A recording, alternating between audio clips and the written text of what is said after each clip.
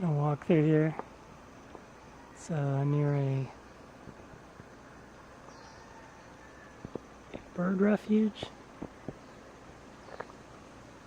And usually I come biking through here, but I decided to take a walk. And I remember when I was here before that there was, I believe, some coffee. This freaking tree is huge.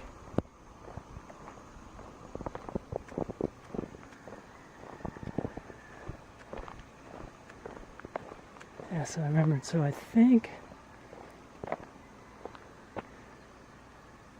that kind of green right there is coffee, I believe.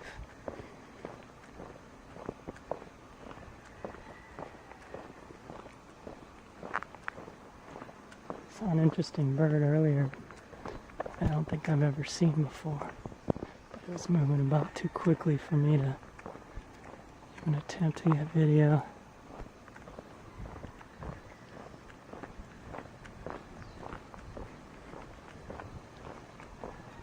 So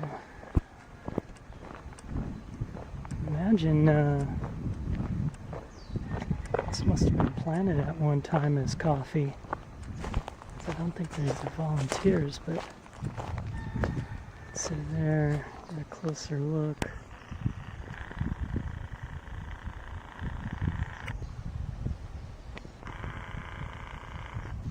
Those are the coffee berries.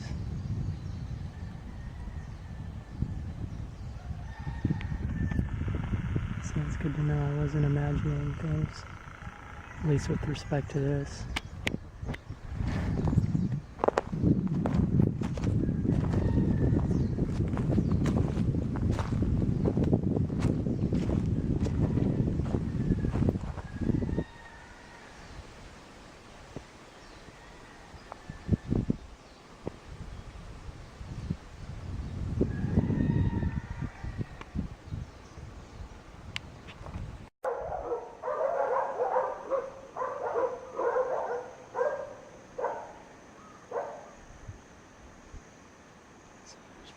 Breadfruit, mango, more breadfruit.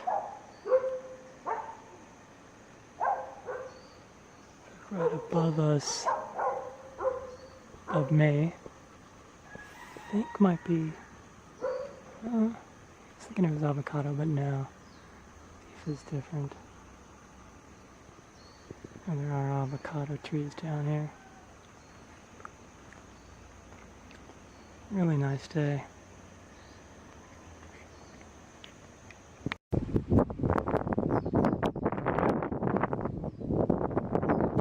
corrected, I think that tree back there was an avocado.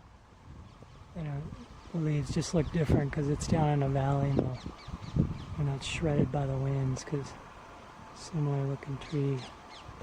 Avocados.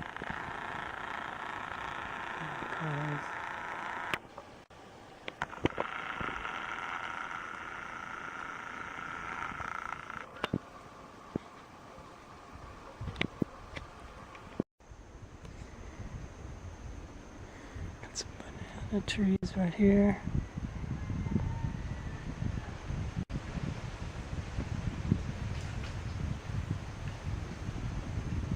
Coconuts.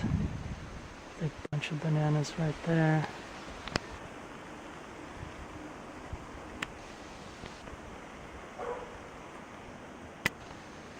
Along the way I picked up these passion fruit. Vines crawl up the trees, and then when they're ripe, the fruit fall off. So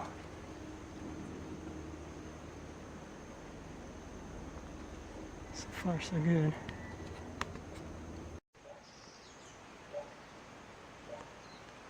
So this is noni. The Polynesians brought this with them. They discovered Hawaii, so it's kind of, I guess, recognized as a survival fruit. Got a lot of vitamin C and fiber and I forget what else, but pretty healthy. And as it ripens, it goes from green to white to a clear translucent color,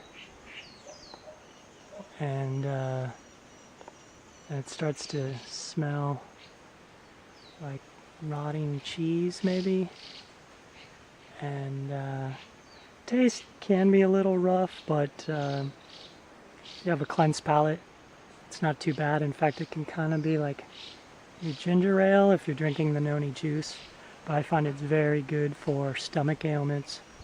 If you're coming back from a stomach flu or something, it just brings back your appetite in a matter of hours. So I'm gonna pick one of these here and bring it back with me.